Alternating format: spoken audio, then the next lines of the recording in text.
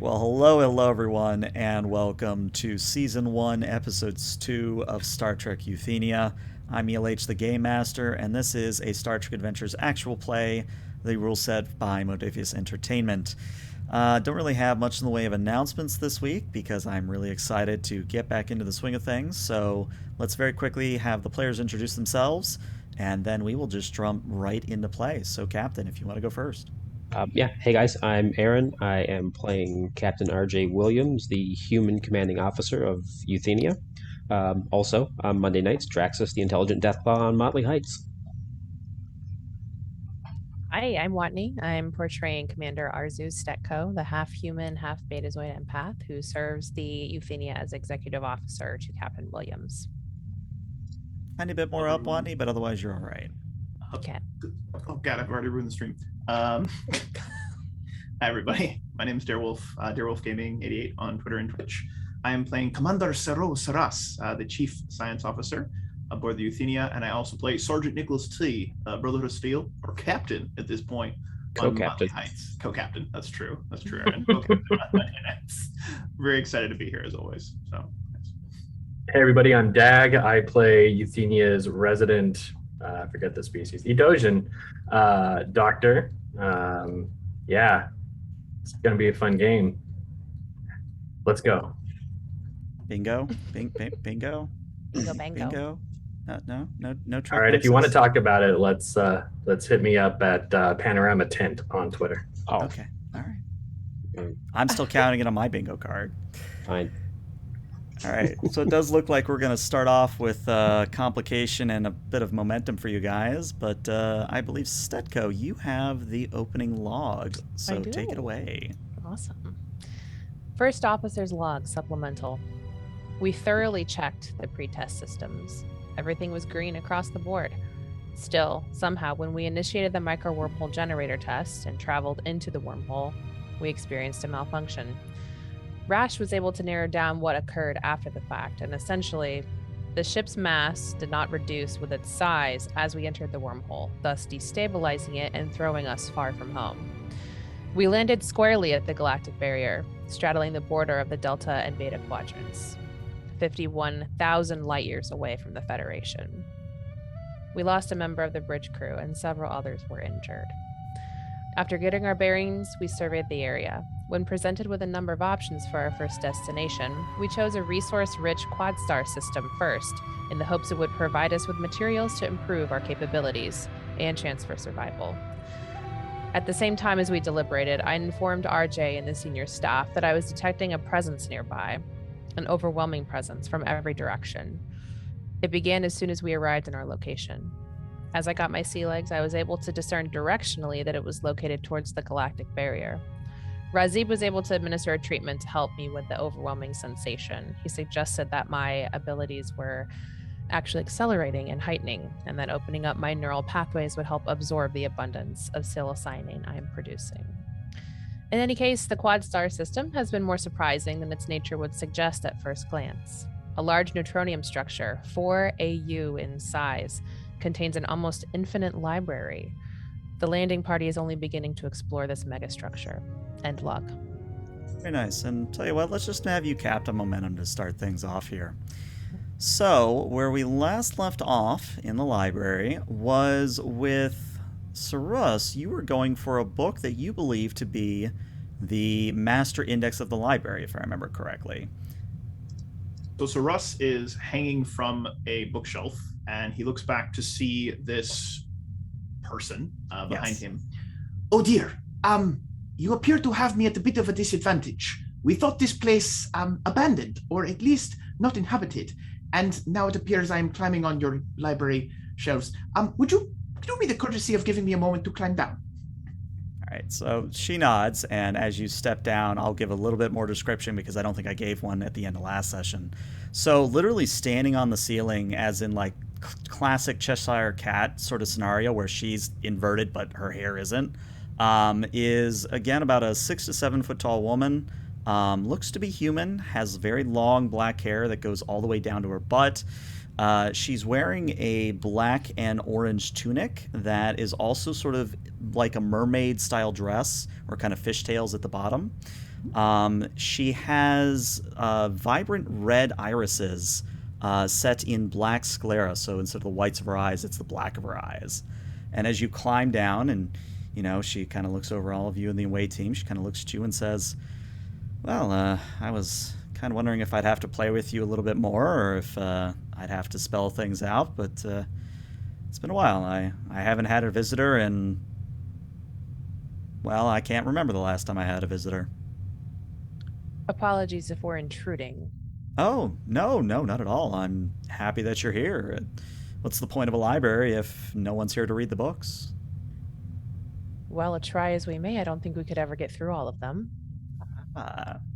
And at this, she kind of inverts herself and floats down gracefully so that she's, at the same level as you all. And as she alights, actually about an inch above the floor, like if you got down and looked, she's not actually on the floor.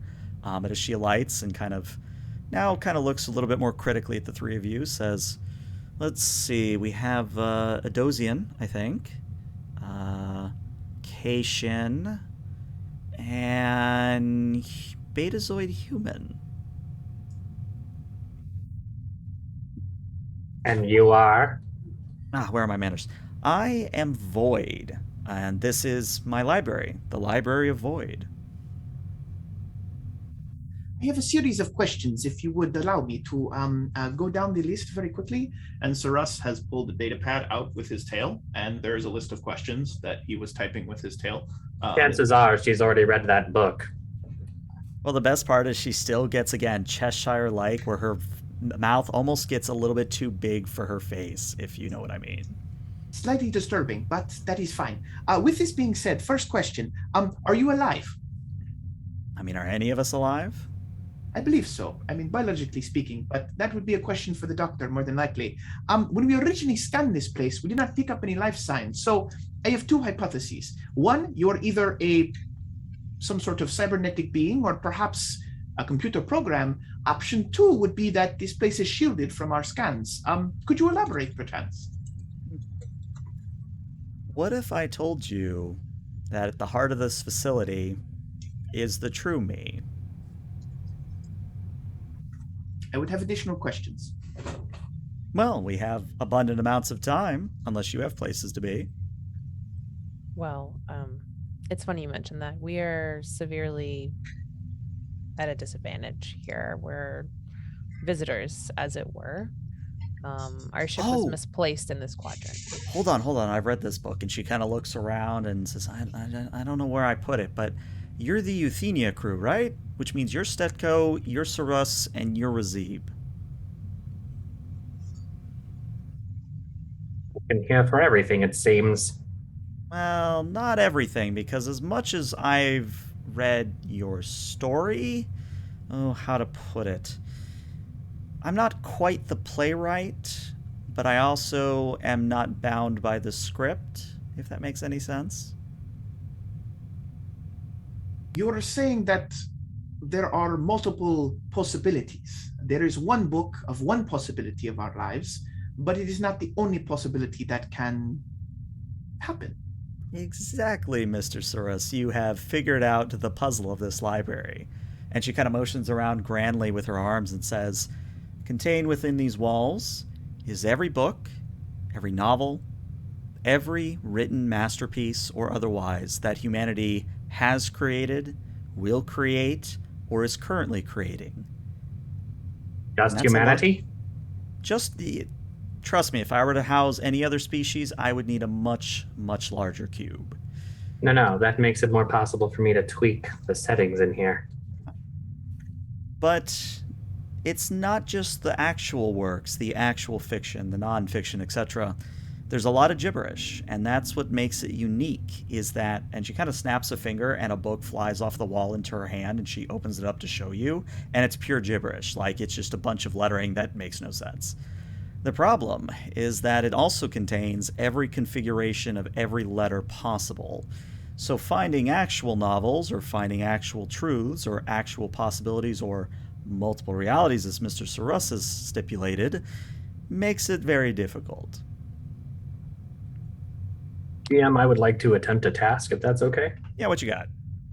I would like to just take any book and scan it with the tricorder. I want to get all of its basically. I want to get the tricorder a sense of the print and the indentations on each page the print makes to see if it's consistent. With the end goal being, I want to do a wide field scan for books that make sense and may, as a beta test, match Grey's Anatomy. Okay. And then the second part of that task would be to find a book that allows me to reconfigure a tricorder to scan the entire library at one time. Okay. Well, again, the library is very, very large, so with a tricorder it might be a little bit iffy. Though I guess you guys did come in on an escort. You could use the escort sensors for that. But let's start with Grey's Anatomy. So it's actually a good thing you guys have full momentum, because I do think an appropriate difficulty 5 task is reasonable here. Let's call this a reason. Actually, I'll do insight or reason plus science in this regard. And it is a difficulty of 5. And if you have anything related to observation, anything related to library use, anything like that would apply as a focus here. But I think you had something, Wolf. I saw you raise your hand. I would like to assist, if at all possible. I was just about to ask you, Mr. Commander Saras. It would be my pleasure, Doctor. This is why I'm here. You are working with the sciences. And Saras will take out from his pack a small, little sensor booster or something that he would have brought along with him, set it down, configure it to link up with his tricorder, and then basically take, if he'll ask for the commander's tricorder as well, if she's willing to give it, and then he'll create a little, more powerful little field that, the 2 tricorders are all linked together, is the idea I'm going for. Why don't you do a control and engineering assist? Happy to do it. And then I do have sensor use, if that would would apply. work. Yeah. Brilliant. All right, so control and engineering. And you do have 6 momentum. You probably want to spend some of it. Am I assisting or? No, Yeah, I mean to DAG there. Oh, okay. Yeah, I am, because I don't have an applicable focus, I'm going to use my determination. A measure twice, cut once. I'm going to be very particular about the settings to make sure that they are perfect for this task. And in using that determination, how much is a 4th dice? If you want to roll 4 dice total, it would be 5 momentum. Y'all okay with that? Sure. Absolutely. All right, so 4 dice and determination coming up. And you said this was a... Either an insight or a reason plus science. The wrong day to do a library challenge. Also, yeah, the beauty of having a larger overlay is that now we can all see Watney's lovely contacts. So I bought a 4th dice, so 40, 20. And no focus. When I'm assisting, am I allowed to spend a momentum to reroll my die? Unfortunately not. No, that is something that they're very stringent about, is that you cannot reroll assists unless you have a talent for it. We should be down to one momentum. Oh, there. yes, There's because you F5. spent. Okay, you're right. Yep. So there's that. How many complications did I roll? Well, no complications, but you only have 3 successes. So I tell you what, let me offer you a devil's deal. I will let this succeed, but there will be 2 complications, one from chat and one that you've rolled here. Let me slide in and knock that devil's deal out of your hand, and have a sudden moment of realization. Soros' ears perk up, his tail begins to flick. Wait a minute, what are we doing? I found an index. It was a black book up on the shelf. And he'll look to see if the black book is still there. It's moved. The black book is no longer there. Oh. Fascinating. Excuse me, Miss Void. I saw a book up on the shelf I was about to grab, but it is no longer there. Is the master index. How to put this? You can pick it up, but the moment you put it down, it moves. And it could move anywhere in the library. I never actually touched the book. Why would it have moved? Did you move it? And she kind of actually gets a little bit close to you and looks at your hands and says, "Are you sure you didn't touch it? Because it only is supposed to move when people put it down." And she kind of looks around and, Well, it's not here. But the other complication is that you do find a copy of Grey's Anatomy, Razib, but it's not the right Grey's Anatomy. And by that I mean it's for Bolians instead of humans. Close enough. The last episode, I managed to figure out an algorithm of the library, and I would like to try to reuse that to attempt to relocate the index, if at all possible. Sure, and a little bit more up, because I notice you're drifting into the greens now. Let's How about have now? you. All right. That'll work. Let's have you do a control in a science difficulty of 2. Spend a momentum just because. All right. And I will do a control and a science. And I do have the focuses. Big money, no whammies. Survey says. Skadongle. No. There it is. 2 you need. Skadongle.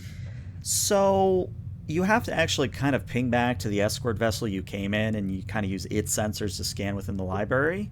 But when you do, you see that the master index has moved closer to what would conventionally be the core of the vessel or the cube or the library, whatever you want to call it at this point. Commander, I have relocated the index. It is closer to the core of this structure, also closer to where Miss Void here mentioned her true self is. Would you elaborate on what that true self is, if you are willing to? I do not mean to be rude. And again, wide Cheshire smile and says, "Oh, I'm more than happy to tell you, but I think it has to be experienced for it to make any sense." Again, I mean no disrespect, but you are giving very creepy vibes, and I am not very much intrigued by this. Oh, that wasn't my intent. Perhaps I need to read other books. Less teeth during the smiles. Oh, I was under the impression that humans and others like you like big smiles. So Ro will give her a slightly toothy grin, but much more muted and less Cheshire. Something more akin to this. And her mouth shrinks just a little bit. It's like borderline, like Uncanny Valley at this point, but it's not as big as it was. Close enough. Is Stecco picking up anything empathically from her? From her, no, but Razib, what are you thinking right now? I was wondering if this entity had a species name. You hear that, Stetko. She sort of turns to Razib. Sorry, what did you say? I said nothing, Commander. Are you Russ, sure? what's going Something through your head? about- So Russ is thinking about, he's actually just singing a song in his head. It's an old Earth tune. My mother told me someday. He's just singing it in his head. He's just having a good time. So mid-sentence there, Watney, and I deliberately cut you off there, so mid-sentence, Yeah. as you're about to ask more, you start to hear the singing from Saras. Commander, now's not the time for that. I am sorry. Commander, what do you mean? The singing. I was not singing, Commander. Oh, Yeah, no. it went right. So Russ will blink a few times. His tail will flick back and forth. His ears will kind of go down a little bit, then back up. Commander, actually, Doctor, perhaps you can explain what is happening, but I do have a theory.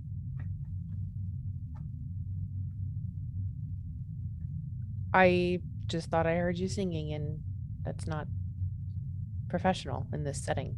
That's what happens when you take the red vial. Oh. And you were thinking something about what species?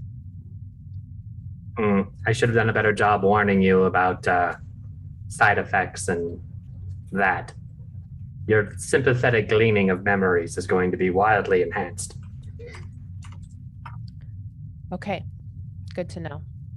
Well, Miss Did we ever get a name? Yeah, Void. she said her name was Void. Void. Yeah. Okay, I was gonna say Miss Void, but I wanted to make sure. Miss Void, I think we would like to meet you in person and experience your hospitality that way. Very well. And she raises a hand above her and snaps her fingers, and the snap kind of echoes down the corridors of the library. But out of a circular sort of iris opening in the ceiling, a metallic drone that is basically just like a beach ball with a big old camera on one side.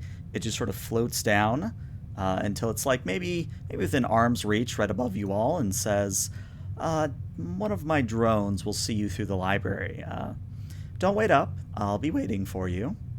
And then it's one of those instances where you sort of blink or look away, and Void is no longer there when you look back. So Russ will turn to the commander. Sure. Commander, I am often a very trusting person, but I am getting slightly disconcerting feelings from this new acquaintance of ours. I believe we should proceed with great caution.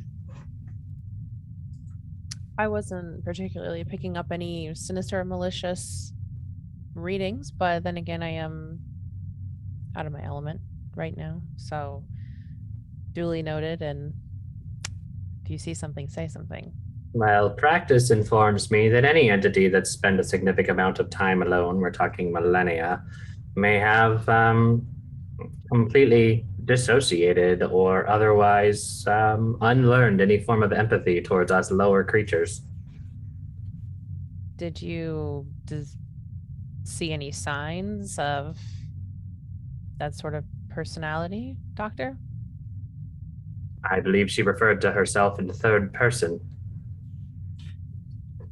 It was also, and again, I am no master of interacting or emotions per se, but it was the vagueness in which she spoke of herself. Oftentimes, at least in my experience in some of the books that I've read, we're in a library, forgive me, I digress. But with that being said, there was a vagueness in the way that she explained herself and spoke about this place. It spoke to me of something hidden, and oftentimes those that are trustworthy do not hide things. Just my opinion, Commander. Well, also those who have been scorned tend to withdraw. Very true. Thank you all for your thoughts. I think we should proceed deeper into the structure. Stakota Bridge.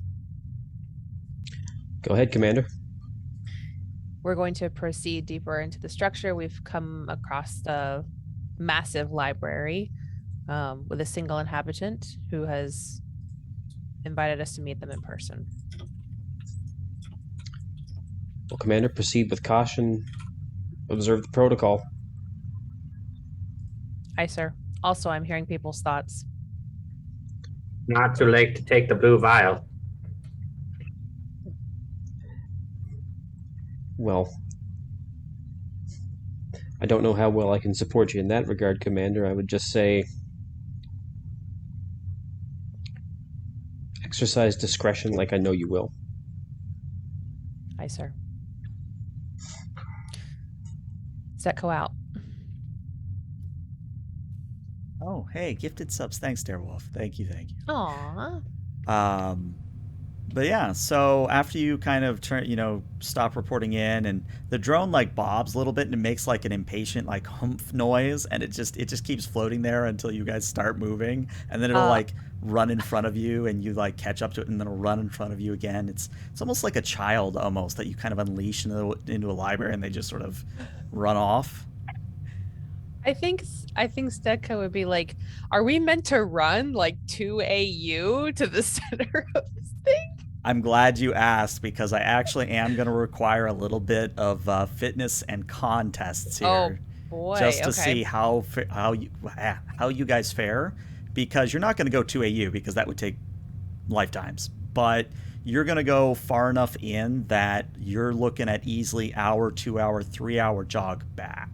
So I do want to see how everybody's faring. Yes, you are. Well, he has 3 legs, so that's not fair. First of all, This is true. to be like, give me piggyback. All right, well, here's what the roll's going to be. It will be a fitness and a con. The difficulty will just be a 1.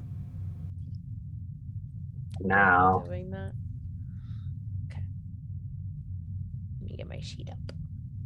Also, Kakura, shush, we all know where I stole this drone from. We all know. We all does anybody have a focus in athletics or running? No. Okay, Only so so someone my- says a Mad competition. escape and avoidance. Fitness con. Fitness con. Mm-hmm. Okay. Escape and avoidance. Okay, you actually get a momentum for your troubles. So you all are doing pretty well, but there's a complication on Sarus's part. So, Wolf, you got a complication, or you want one from me? Like a complication. That's interesting. Let's say that as you guys get, 2, 3, 4 hours in of light jogging, you're all keeping your stamina up. You're not like breathing super heavily. It's not too strenuous. But Sarus, as you are led around a corner, what happens is one of the rows of books begins to fall as you pass it. And a few books like hit you in the head and knock you off balance, but you're not actually harmed by the books. It's just sort of an off balance or an off kilter kind of a thing. And actually, when this happens, the drone stops dead in its tracks and turns very slowly until the camera lens looks back at you. So Russ is going to ignore the camera, but instantaneously turn to the bookshelf and be scanning for any forms of life or technology, another drone, something. Because as far as I can tell, the shelves themselves didn't pivot, just the books fell off of them. Is that correct? That is correct, yes. I wanna see if why there's don't you roll something me there. a reason and a science difficulty of 1?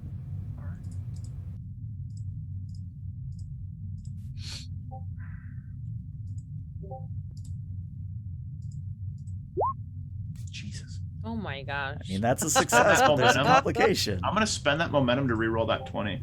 Well, it would be 20. your determination. Remember, it's not like Fallout where you can do that. Oh. You know what? We'll just take it. It's fine. Just Whatever. take it. All right. YOLO. So I'm gonna give you threat. no, can't do that either. Unfortunately, it's only determination in Star Why Trek do you hate Adventures. me? Listen, I didn't make the rules. Well, I More books kind of fall. do, but I tell you what, if you want to give me 2 threat, we'll cancel out the complication. No, I'm getting a complication. Nope. At this Okay. point, I'm committed. All right. So the reason the books fell is because there was a fluctuation in gravity. But as you scan the area a little bit closer, you notice something that isn't right. What I mean by that is, if these readings are correct, you can't scan back to where the escort is. In fact, you no longer have communication back to your escort vessel. Commander, I have some slightly disconcerting news. I have lost connection with our transport, and in fact, I am unable to scan even a partial distance back from whence we've came. Is there like a physical barrier, some kind of like subspace disturbance preventing this? Like, what's the blockage? Do you know? Checking, Commander. Give me one moment. GM? All right, is that your free question?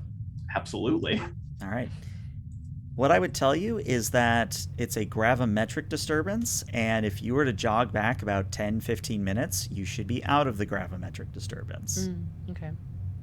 So it's the sheer size. Oh, go ahead. Sorry.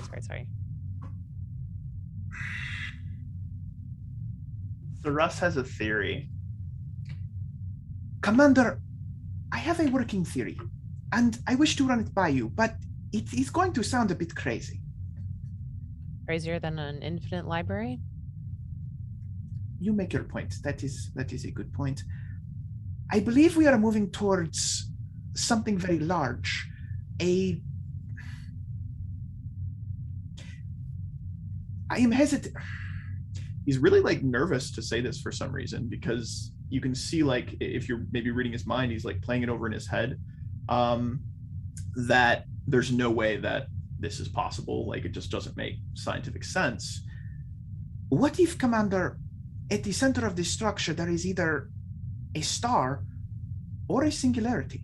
The readings that I am picking up, they would seem to indicate one or the other. Something of immense size, or at least gravimetric pull, if that makes sense.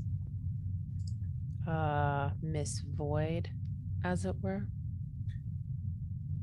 Perhaps I am being a bit too assumptive, but she did call herself a void, and I mean, a black hole would be a void.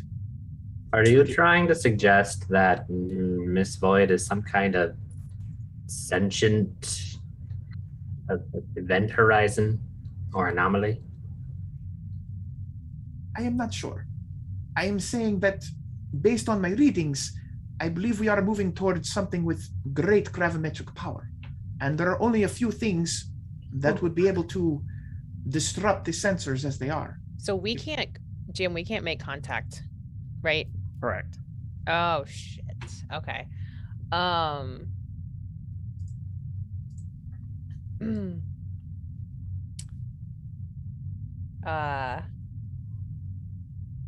Okay.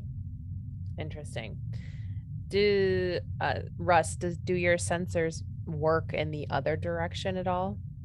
Oh, they work perfectly fine in the other direction. It's just going back out. There's the problem. Towards the center where we're headed.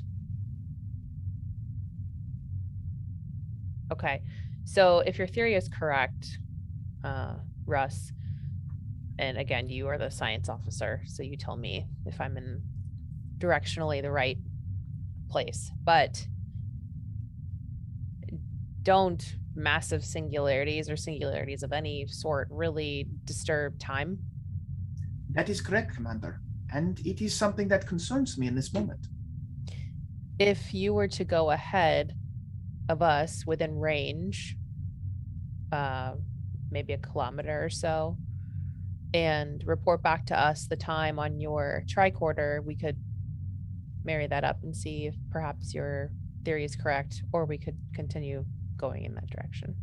So Russ gets a really big grin on his face. That is a brilliant idea, Commander. And you claimed you are not a scientist. Very good thinking. And he will scurry off in that direction. All right. So let's say, for sake of argument, that you scurry off about a click away, but you do it so that you can kind of like wave at each other in the distance. Mm-hmm. And when you chime your comm badge to talk back to Stetko and Razib, your voice is almost like chipmunked because it's faster speed and higher pitched. Okay. But something like that, yeah. But you guys do get a time code that would suggest he is moving slower than you are.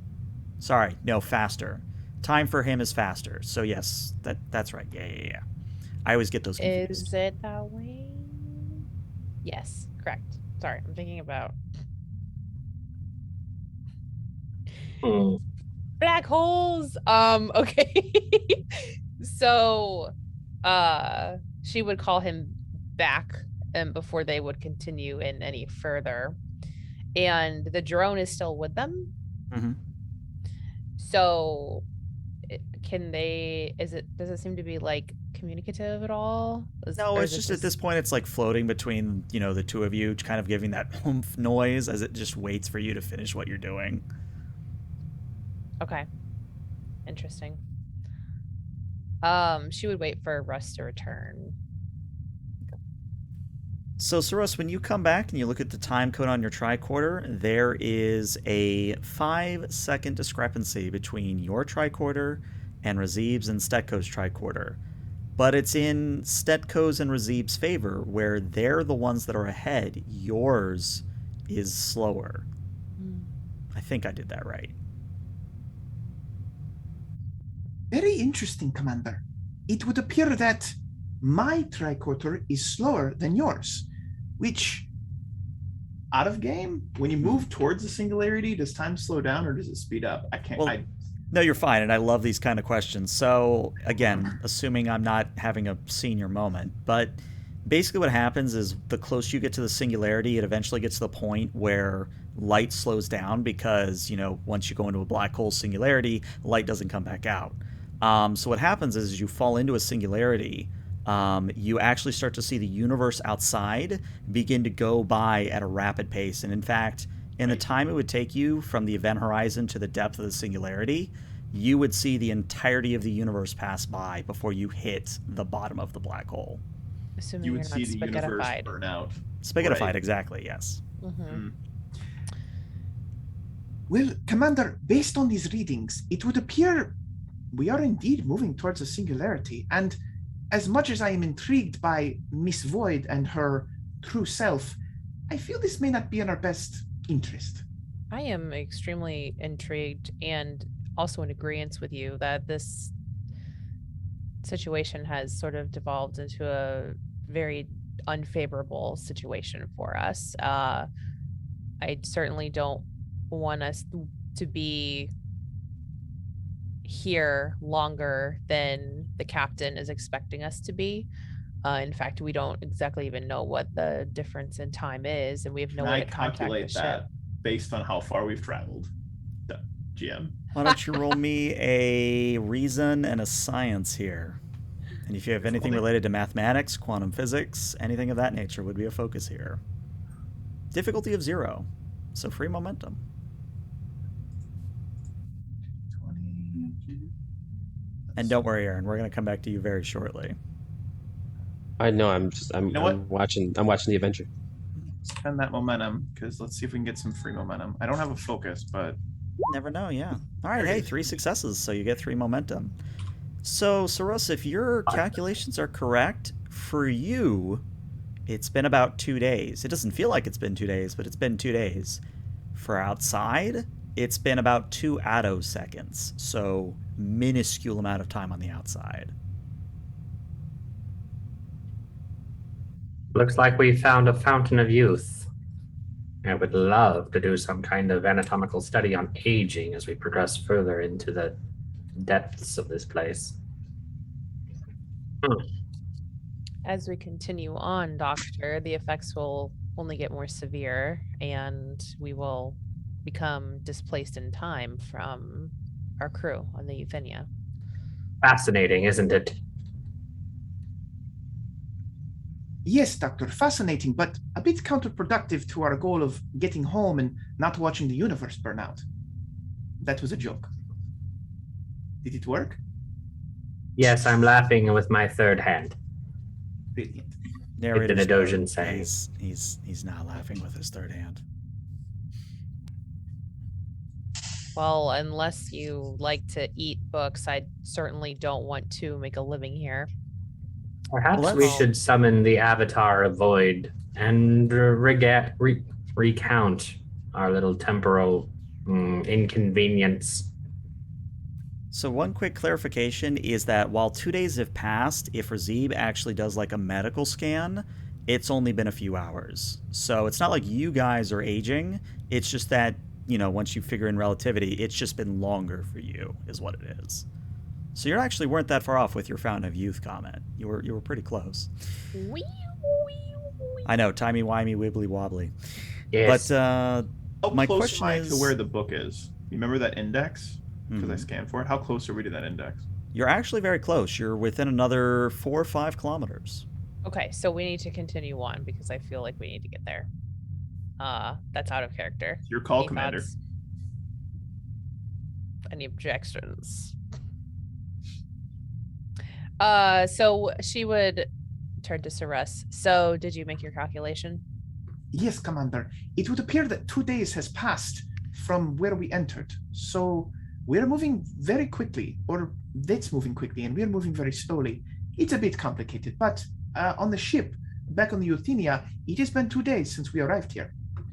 So you were able to locate the book. Yes, Commander. It is And- roughly 4 kilometers up ahead. And do you think that if we were to continue onward, we would be more severely displaced in time, or Oh, I guarantee we would be more displaced in time. Yes. but seriously, because we Yes, Commander. The farther in we go, the more time passes outside. In fact, I'm surprised the captain has not sent a crew to check on us already.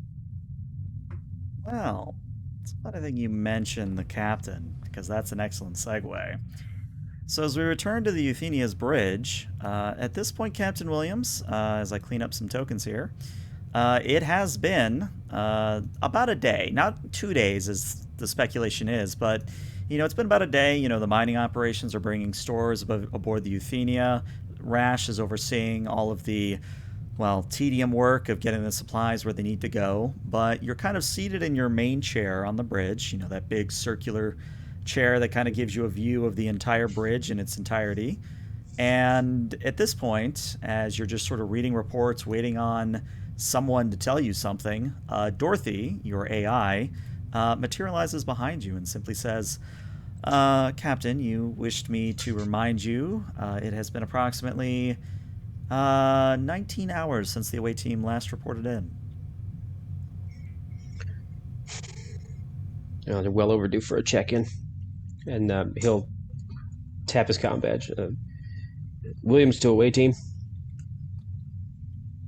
It does not appear that there's an answer, sir. However, I am able to confirm we are getting a connection to the escort vessel.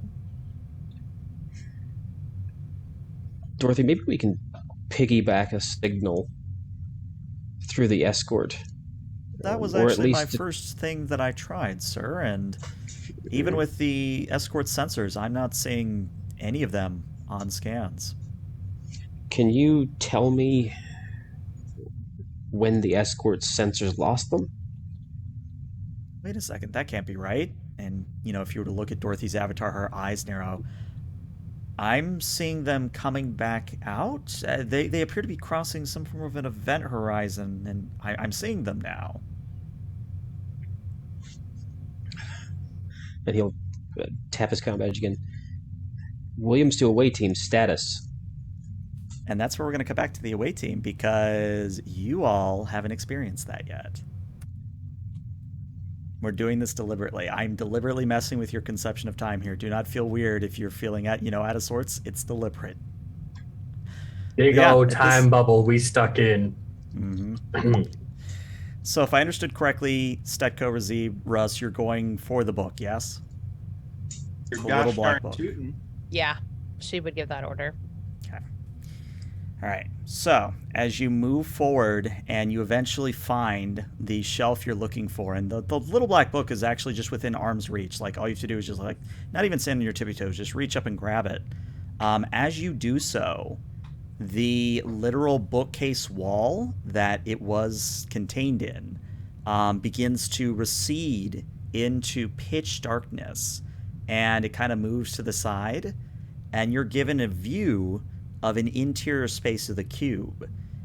And as you have theorized, what you see makes no logical sense. That's a black hole.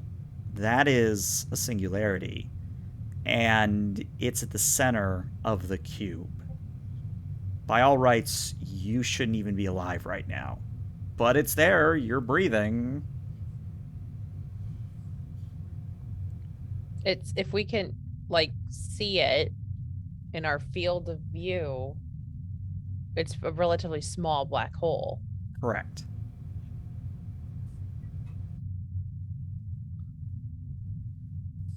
Okay.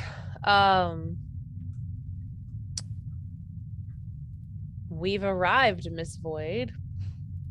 And you hear the voice from behind you almost suddenly, and she says, "Ah, yes, I did say it was better to see it in person, did I not?" You are nothing like I expected. Well, to be honest, it's been a while since I've had, I think you're my first visitors, actually. Or the last visitors? How did this come to be? We've never known black holes and singularities to have any sort of life. Are you familiar with a spaceship in your Starfleet known as the Congo?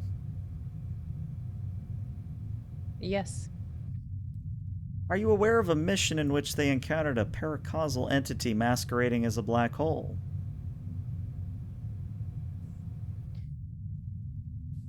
Yes, I do think I read that.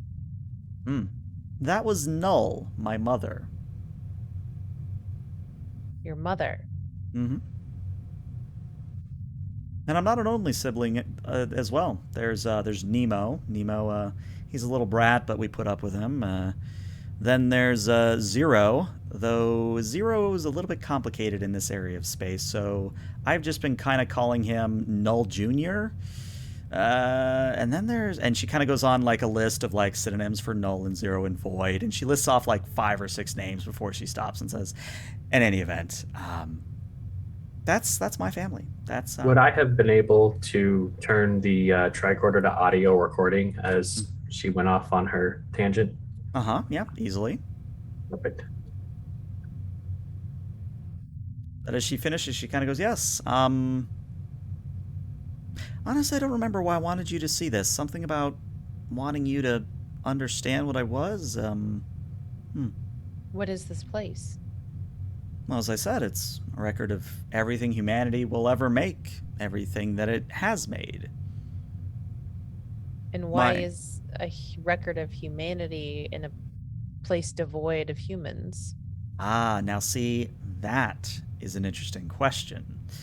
And she doesn't get like uncomfortably close to you, Steko, but she just kind of stepped forward to, kind of motion over your body and says, "You're only half human, but the half that matters, the humanity in you."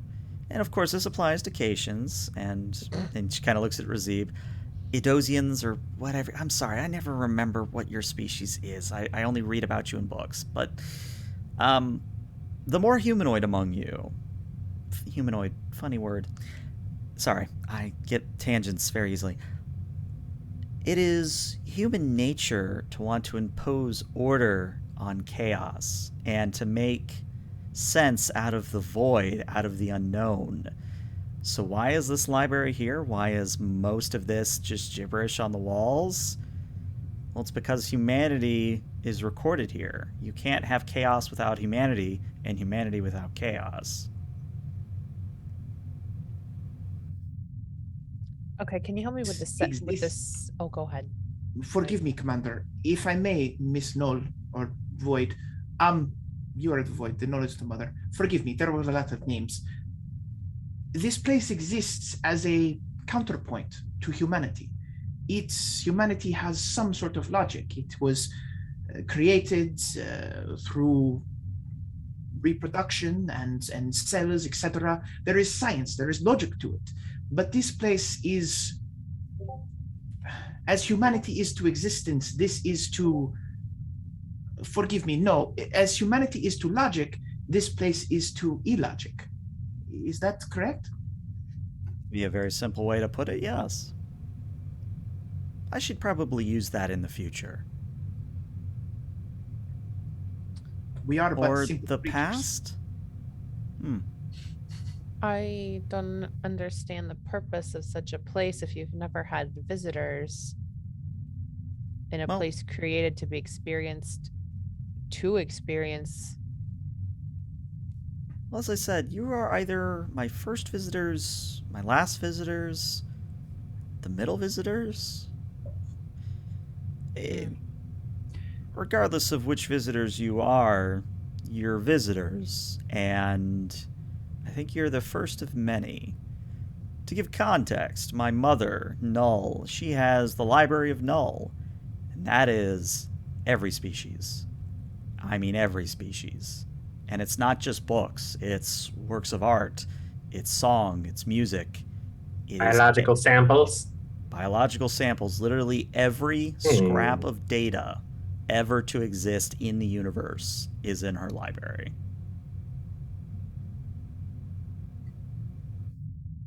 Commander, if I may, I believe your question about why this place exists may be the wrong question. I think this place simply exists. There is no perhaps reason for it, it just simply is. It is though asking, why does the universe exist? There is no per se answer to that question, it simply does. This may be one of the great mysteries of the universe. It exists because it does. And we are here because we are. That is honestly the only answer I can come up with. I would have to ask the captain when we get back, but I believe that there were wonders on Earth. I think there were 7 of them. This sounds familiar. How many siblings did she have, including her mother? 6. Close enough. Well, I wonder if there's a record of how we get home here. Another interesting question. And she points at the little black book that is still on the shelf unless someone picked it up. All right, so you've got it. Yeah, Okay. he would have grabbed it. She points to that and says, there's actually an entire wing that details the many eventualities and many possibilities of your Euthenia trip back home. But which is the truth? Who's to say? Even I don't know that. Who constructed the library? Well, let's just say through careful application of Hawking radiation and a little bit of space-time bending, I reconstituted a few nebulas into making the library. Are you trapped within the library? Oh, no, I can go anywhere I want with the library. I like it right here. I suppose such a thing so close to humanity would not be. Well, I mean, it would be fruitful. dangerous. You would have countless away teams and almost entire planets coming into the library and trying to understand and search for knowledge that might not even be true for their certain circumstances. It wouldn't be very good, no.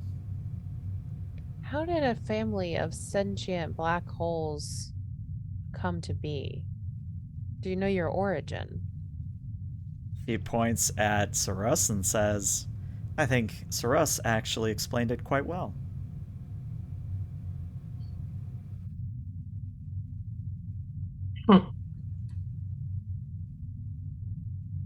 Okay.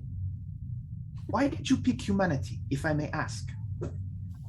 Another interesting question. I picked humanity because at your core of Starfleet is humanity. Now, there of course, the founding members included Tellarites and Vulcans and Andorians and many other species. But at the heart of Starfleet is humanity. And since I knew you were Starfleet, I thought, let's make the library humanity themed. Let's give them something that they'll relate to. I could switch it all to Bolian if you like. I think the captain would be entertained that we found a library of all of humanity's potential. Now, there actually is one reason I had you come down this far. And her tone gets from sort of that playful, like happy to, kind of explain, gets a little bit more serious. And she says, Miss Stetko, you are experiencing heightened telepathy, correct? Yes. Remember how I also said earlier that 0 is a funny concept to talk about in this area of space? Yes. To make a very long story short, out there, and she kind of motions, and what you see is almost like a hologram forming in the air above one of the bookshelves, and what you see is an image of the galactic barrier. Out past that barrier is an entity known as 0. He is from a different universe, a universe which works very differently than it does here. He was brought here by someone you're probably familiar with, Q, I believe is his name. He was brought here through the Guardian of Forever on an accident, on a whim. But to put it plainly, 0 is trying to get into the galaxy. He is trying to destroy Q, all life, in fact. That's what that barrier's for, to keep 0 out. But those of you with psionic potential, your telepathy and your empathy, you might start to hear 0 the longer you stay here or the closer you get to that barrier. Is there an inevitability that this occurs? Oh, well, I don't think anyone's really done any hard science on it. I think the last people that realized this eventuality were, what was their name? Jean-Luc Picard on the Enterprise E, I think. Never really did anything after that. He just sort of went home and pretended everything was normal again. But he did that a lot, thinking about it, actually. Never heard of him. Not Jean-Luc Picard? Never heard of him? He's pretty It seems famous like a for great being- big deal. Yeah, he's pretty famous. He was the first one to meet the Borg. That's Oh, correct, yeah. wonderful. Charming, I'm sure. Well, thank you for the context on what I've been experiencing, knowing something's out there. I have felt that since we arrived here a few days ago. Well, I'll give you another bit of advice. The closer you get to high gravity sources, such as myself, the less influence he will have over you. I wondered if it was just the medication.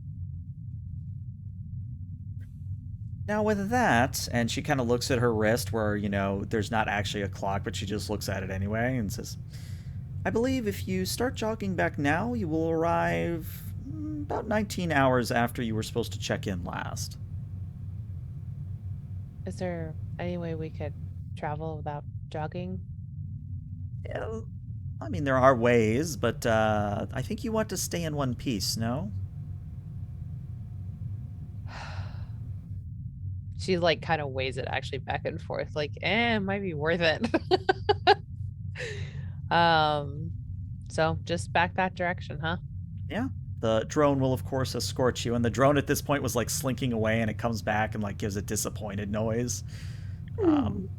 But before you go, Void actually points at the little black book and says, well, you did find the index, Mr. Surus. Would you like to take a book with you? You may only take one, and I do expect it to be returned at some point. That is a mighty fine and very kind offer of you. But the idea of being able to discover everything in one place, it, at least for me, defeats the purpose of experiencing new things. So, with utmost respect, I decline your offer. But thank you. Well, then I'll take this Bullion medical library. I'm gonna hand the book back to her. I think Void laughs at that and says, well, I was going to offer Surus, what was that book called? Oh, yes, Goodnight Moon. I hear good things about Goodnight Moon. But if you'd like the Bullion instead, the Bullion, what is that, Grey's Anatomy? If you want Grey's Anatomy for Bullions, you're certainly willing to take that as well. But again, Mr. Razid, I do expect it to be returned. Says here it's Blues Anatomy. Oh, that's very clever of them. Yes, I see what they did there. Seko is currently weighing the fate versus free will decision on if we take a book that details a successful journey home. Of course, there's like an infinite amount of possibilities when it comes to how we get home, and I'm sure each book would have different people dying along the way. So she's thinking about that, but I think she would pass. So with that, Void just kind of looks over at all of you and says, well, I hope your stay at the Library of Void has been pleasant, and I'll put in a good word from my mother. Maybe you'll get a chance to see the Library of Null someday. Or if not you, your predecessors? Your ancestors? No, what's the word? Your spawn? No, that's not the right word. Progeny? There you go. That's the word I want. Maybe they'll have a chance at the Library of Null. Well, thank you for your time, Miss Void. And thank you for yours. And as we see the reluctant Stetko and Sarus begin jogging back... Oh, there's what you got, Wolf. Jogging. Just jogging? Okay. As you guys begin jogging back to your craft, we're going to take our 5 to 10 minute break. And when we come back, that is when we're going to come back full as a group. And you will be able to communicate with each other, etc., etc. But yeah, we're going to take a 5 to 10 minute break. We'll be back shortly. Stick around.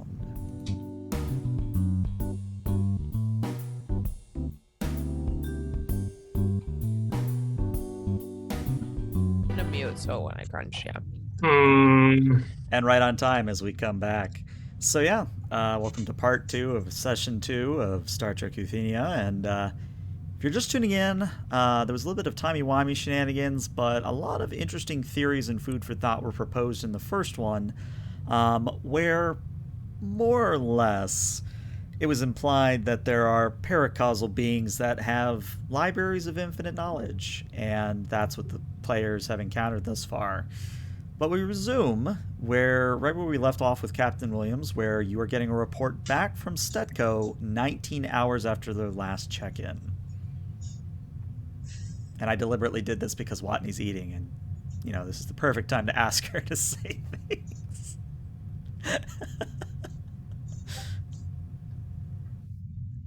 I'm just picking a random bridge picture of her now. So she's debriefing him? Well, over the comms right now, yes. You're on your way back to the ship. Oh, okay. And this is where my message actually makes it to you. Mm-hmm. Oh. So reporting in. So is she aware, first of all, of like the amount of time that, like, the timey-wiminess that would have occurred? Yeah, I mean, if you look at the escort's chronometer, you can see that 19 hours have passed on the outside. Okay. Sir, sorry to keep you waiting. Commander, you're 17 hours overdue to report. Yeah, about that. We ran into a sapient black hole and experienced some severe time dilation. Is anyone injured? No, sir. Well, GM, just out of game for a second, and sorry, maybe I should have asked this on the break. How are the resource gathering efforts going? At this point, they're pretty much done. I mean, unless you really want to go for the extra resources, which I actually do have mechanics for, but unless you really want to mine for like another week, you've basically gotten what you came here for. Well, then I think it's more important that we get moving. Well, Commander, resource gathering is pretty much clued up, and I'm not keen to set up actual mining operations to get at the resources we can't access easily. So, if did you're you get the tritanium? GM, we got the tritanium. You got it all, yeah. Okay. We got as much as we could access easily.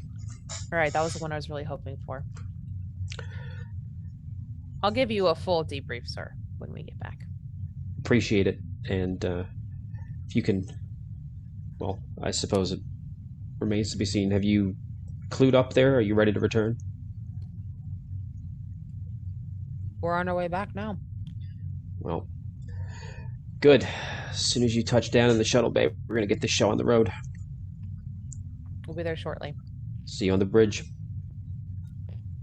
And Dorothy, kind of hands clasped behind her at this point, says, "What should I direct the rest of the crew to prepare for, sir? There are a number of points of interest at this point."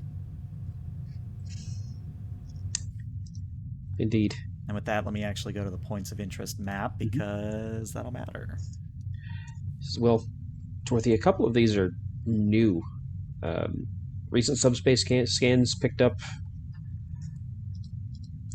what is this, a binary black hole? That is correct, yes. Seems to And be consuming a dark matter nebula. right, and a repeating signal on a radio wavelength that may be artificial. That is my current assumption, yes, but I would simply point out that if it's a radio band, it is either very old or is very weak. Possibly both, actually. In any case, I think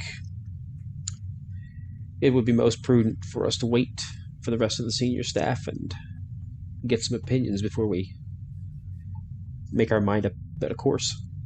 Very good. I will tell everyone to what is the expression? Prepare for Commander Rash. What? Oh, and you kind of look where she's looking, and Rash is like sprawled on the floor, like just out like a light. One second, and Williams is going to get up and make the trek down the sort of long neck for the like command pit and around, and just sort of nudge Rash with his toe. Commander. Oh hell! I fell asleep on the bridge again, didn't I? Well, Commander, you're on the floor. So I am. Maybe the 5-point harness next time, if you feel yourself nodding off. That would be a good idea, Captain. I'll remember that. Did we ever hear back from the away team? They're on the way back now. Dorothy has a question. Oh. What's up, Dorothy? And Dorothy rematerializes next to you both and says, what is it that you call when, you're telling people to stand by, and you do it in like this cool fighter lingo? And she, Rash just kind of looks at Dorothy and goes, I think you just tell them to stand by. I don't think there is anything special there, Dorothy. Oh, I was kind of hoping there was like a cool pilot lingo. Oh well. Well, I mean, if it makes any difference, back during my first stint in the Klingon War, there was a pretty popular saying among folks in Starfleet about, pace and waiting and patience. And the brass, which, although I guess in this situation that's me. But what was it? I'm curious now. Hurry up and wait. That is actually very good. I'm going to use that. And then Dorothy winks out, and you would hear just in the distance, like echoing throughout the ship, of Dorothy telling everyone to hurry up and wait. I don't know what I expected, but it wasn't that. And Rash stands up at this point, picks herself and says, as much as it's nice to have like a always present AI that's, leagues beyond, conventional holodeck and simulation technology, I always wonder, why did we find Dorothy? I have so many questions about why Dorothy was even a thing. I'm surprised the Daystrom let us have her. I mean, I imagine it's one of those, in terms of why did we find her, specifically her, we being Starfleet, it may be, Commander, one of those universal mysteries that either has no answer or does have an answer that would drive you mad if you ever learned the truth. You know what? I'm happy being ignorant in this matter. It's bliss. Trust me. And Williams will head back to the command chair and wait for the senior staff. All right. Now, to clarify, do you all want to have a quick conference in one of the conference rooms, or do you want to have the conversation on the bridge? I mean, we've got a conference room. Might as well use it. Might as well use the conference room. There we go. All right, so we go maybe about 20 minutes later after everybody has gotten back aboard. Everybody is present. William, Stetko, Razib, Russ, Rash, and Dorothy if you need her, but Dorothy's just kind of off at the moment. But yeah, to speed things up, Stetko, you've just finished delivering your report of what transpired within the cube. So, long story short, there's some kind of being out there beyond the galactic barrier. We have to keep an eye out for it. Well, if it's beyond the galactic barrier, hopefully it stays there. It's trying to get in.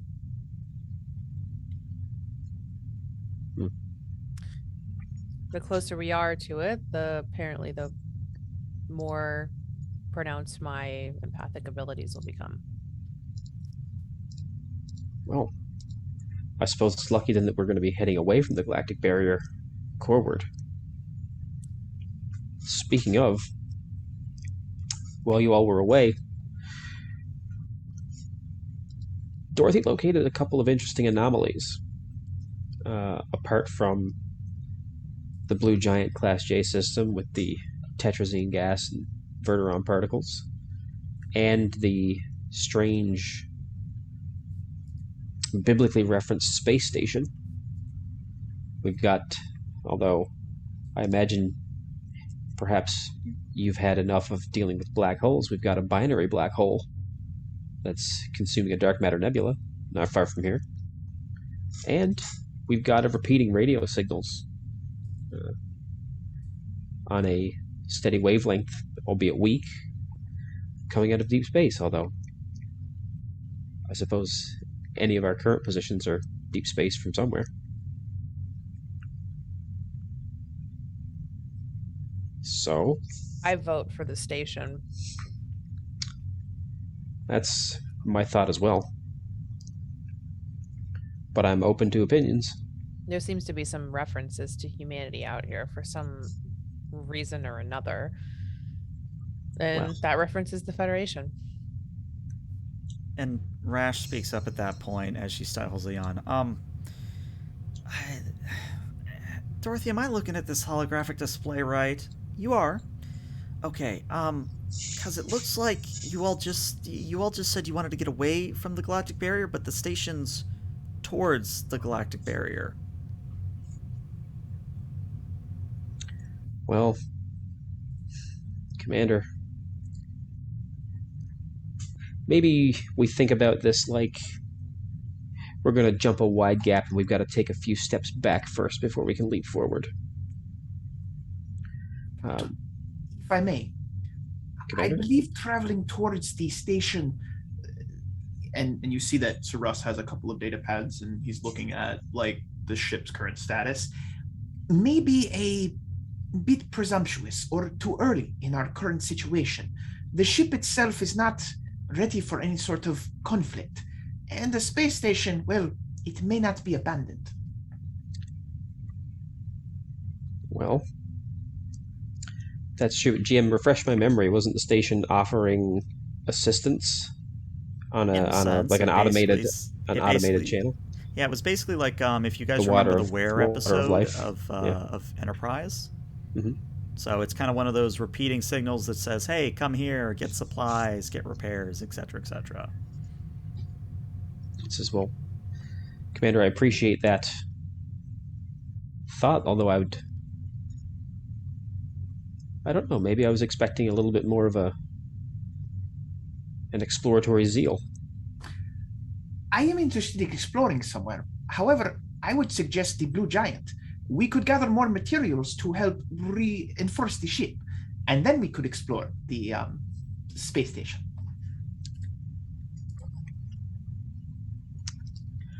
Jim, can you put us back on the galaxy grid I'd be happy for a to. second?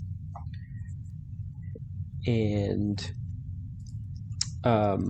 highlight so is this the station? Yes. So let me actually use a Okay. tool that'll show up for stream. So you guys are here. The station is this yellow hex all the way 80 to the light right. years. Mm-hmm. Okay. And And where's then- the blue giant? Yep, that's the next one. That's 80 light years down here. And then you've got 40 and 30 to the other two anomalies. Space, it's very big. And what's the bearing towards Federation space on there? You're basically going to lower left corner. But this is only one small map. There are many of these maps. Well,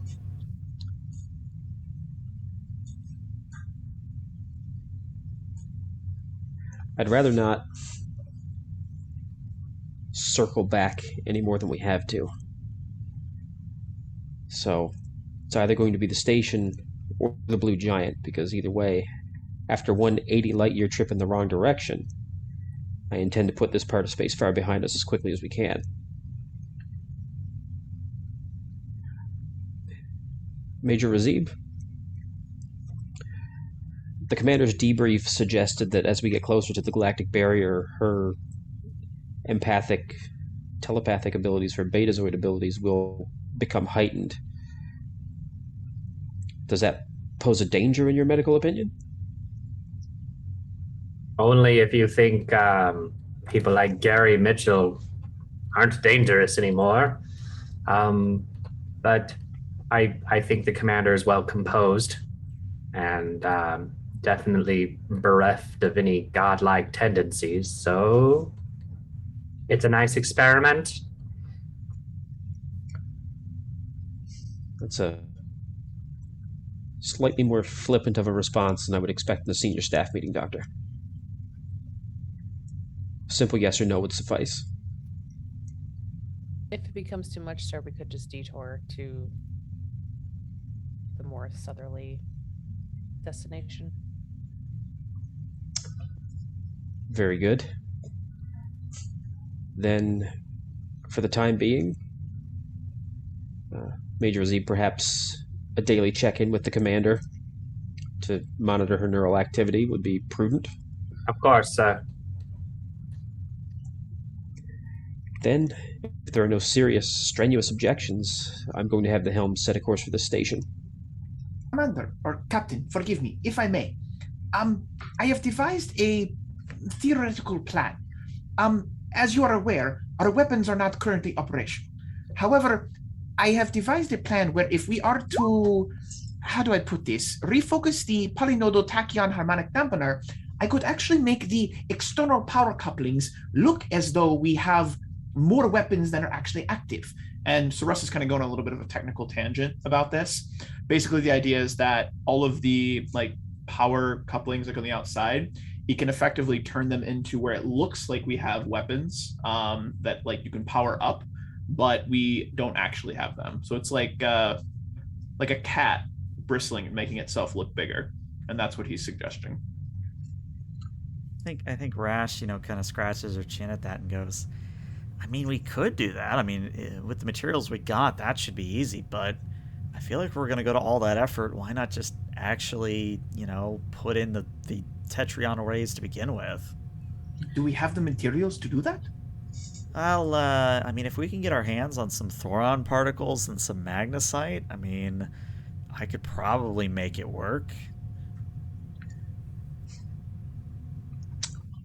And sorry, I'm just checking the points of interest. I don't think there's anything with nothing with magnesite within sensor range. However, we can't find any sources of magnesite in the local environment. But if this station is what it claims to be, we may be able to source some there. Can't help but think that there was some reason why we landed where we did, with a station nearby that is broadcasting its name as it is. Quite so, Commander. Almost seems between that station and a infinite library of humanity, almost tailor-made for a Federation ship to be dropped in.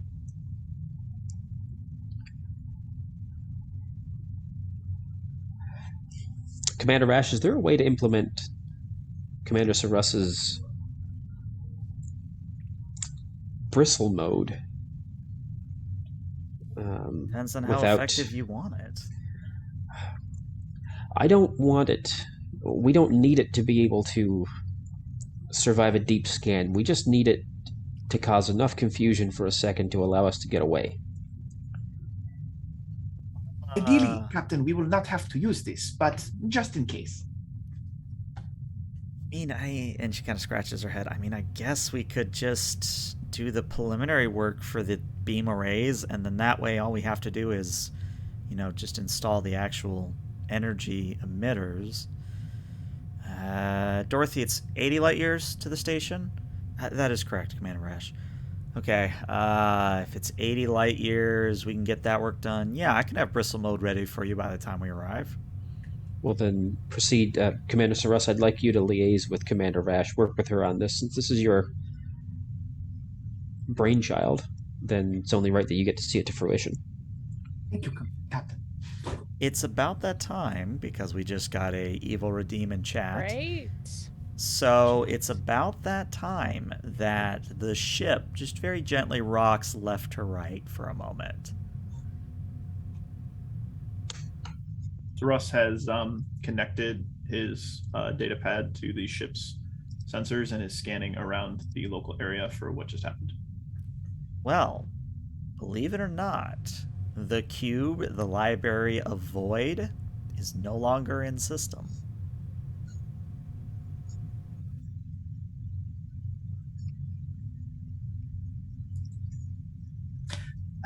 Captain, the large cubicle structure has disappeared. Disappeared? Yes, it is no longer there. It is vanished. It is gone. Vamoosed. Well, yes, Commander, I'm familiar with the term disappeared. I How? wasn't sure I was pronouncing it correctly. Forgive me. No, spot on. But how? And where? Free question I'd like to ask. Or I didn't make a roll. Can I? You'd have to Science? make a roll for the free question, but I'll I'll let do you it. ask the question anyway. What you got? All right. So you want to know how it vanished? Yeah, I want to know how it vanished. Yeah. Same way that the void avatar just appeared. Same sort of thing where it just is there one moment, gone the next. Honestly, Captain, I am not sure. It is very similar to the way the Q appear and then disappear. They simply do. This place simply did disappear. Well, Wait, hold on. Dorothy, Russ, wasn't the whole reason that the quaternary star existed because it was all around the We need to leave, Captain, because those binary stars, they're gonna either kind of rejigger themselves, or we don't want to be here when that happens. So Russ's eyes go wide. I appreciate the layman's analogy, Commander Rash. Commander Setko, Yes, sir. get us out of here. Hi. She'll exit to the bridge, to the chair, and order the helm to give them the destination as marked on the coordinates of the map. Also put them at yellow alert while she's at it. Yellow alert. Alrighty. Russ would like to linger with the captain and ask for just a few moments of his time after everyone else has gone. All right, yeah. I don't think Rash has any reason to linger, so she's going to kind of yawn and step out. What about Razib? Razib has no reason to stay here. There's experiments to be done in sickbay.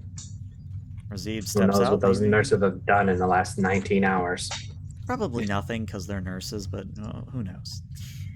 Are good men. But it's my sickbay.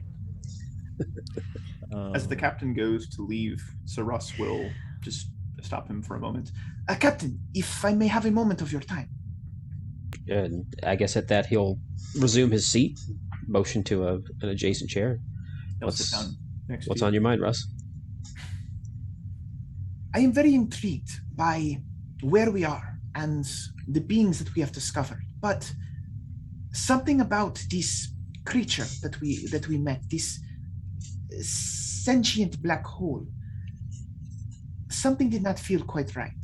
I cannot place my claws on it, but there was a vagueness to her explanation of things. I am no less excited about the possibility of exploration, but I would encourage caution. I have always had this kind of sixth sense when danger is near, and something tells me that it is very near. It is hard to explain, but I wish to at least express these concerns to you, Captain. I appreciate that, Commander. And believe me when I tell you that I have no intention of placing this crew in unnecessary risk. Getting us home is the primary concern. I figure there'll be plenty of opportunity to learn something along the way. Ears perk And- up. He looks excited. Tail flicks back and forth. Yeah. But I'm not going to be overly cavalier about it. But on the other hand, a famous Starfleet captain once said that risk is our business. And Zephyr Cochrane said, "Go boldly where no one has gone before." But we'll do that forearmed with as much knowledge as we can. And I'm going to be counting on you for a good amount of that knowledge. As you've been speaking, Captain, Sir Russ has looked more and more, not that he was not confident in the moment, but there was obviously a bit of concern. Maybe he was a little bristly at the time. And he looks much more calm. His fur has smoothed out. His ears are back forward, not back as though he's upset. His tail is flicking excitedly. Thank you, Captain. I must tell you, you do have a brilliant way with words. I will not let you down, sir. I can't say anyone's ever told me that before, but I appreciate it. And let me just say, stating your concerns privately, that's officer thinking, Mr. Saros.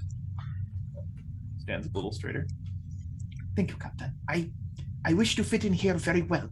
This is my first assignment to an actual deep space vessel, and I just simply wish not to disappoint. I mean, I think this is any of our first assignment to a deep space vessel. He lets out a half hiss, half laugh. I can't verbally do it, but I want you to imagine a cat laughing, and he kind of slaps his knee. That was a joke, Captain. That is hilarious. I will learn the human's humor. I will do it. It will be great, and it will be wonderful. You are not laughing. Was it not a joke? Oh dear. No, it's quite humorous, but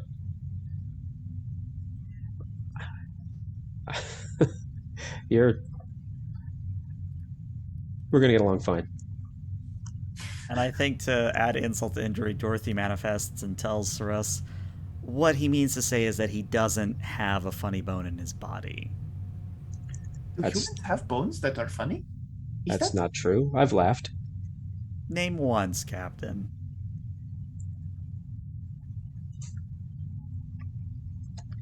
Stardate 89857.3. That would be about 7 years ago, sir. That tracks. Just because I don't laugh in front of you doesn't mean I don't. He has funny bones, but they're not very used. Dorothy, if you would not mind, could you download a book of jokes to my datapad? I wish to analyze them and find the funniest one to present to the commander, or captain, forgive me. Well, it's a funny thing you mentioned that, Saras. Are you looking for more like slapstick comedy? Are you looking for more stand-up comedy? And at this point, Dorothy is shepherding you away from the captain. Yep. As she's doing this, that he'll just be talking with her and like asking for advice and suggestions on what humans don't normally like. And I guess we can pivot away. No, but trust me, Dorothy might be omnipotent and on the ship, but she knows when the captain needs his breathing room. She knows what she's doing. I'm fine. I laugh. Razib would like to check the ship for any other telepathic or empathic individuals on board who may need to be considered as we spend more time near this area of space. Very excellent question. Go ahead and roll me a reason medicine or even a presence medicine at a difficulty of 1.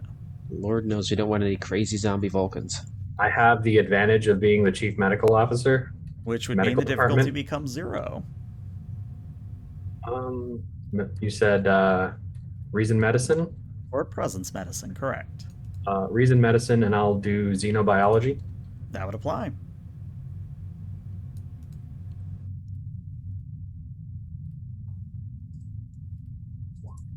All right, 2 successes means 2 momentum.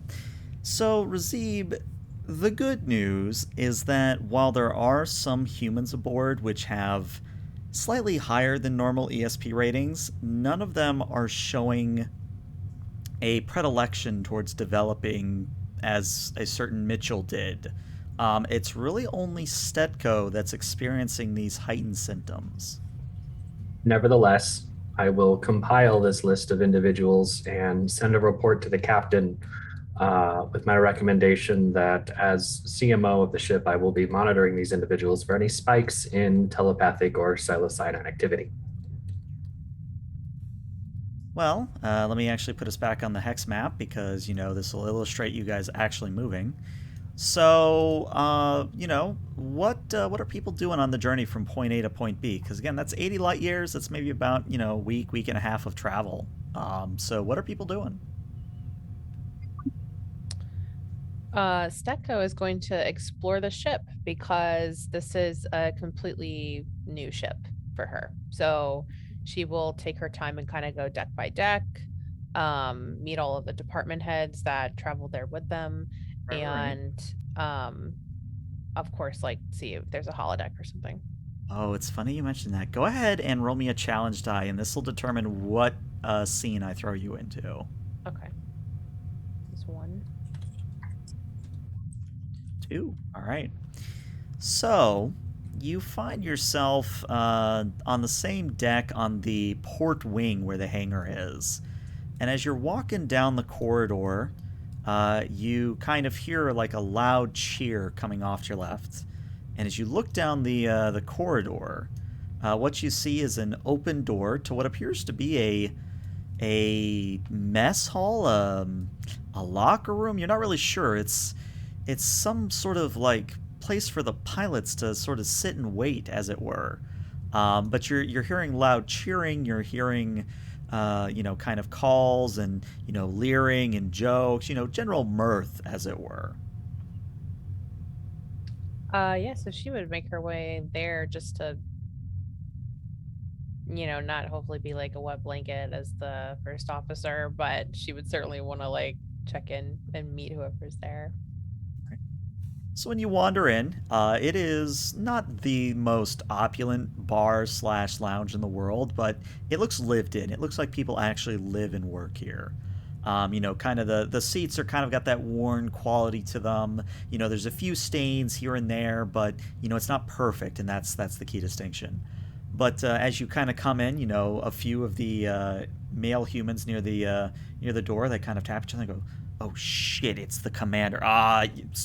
Guys, the first officer here," and like everybody stops, like mid-drink, mid-cheering, mid-instrument playing, and they all just kind of very slowly look to you, Stetko, and very slowly raise a salute to you as well.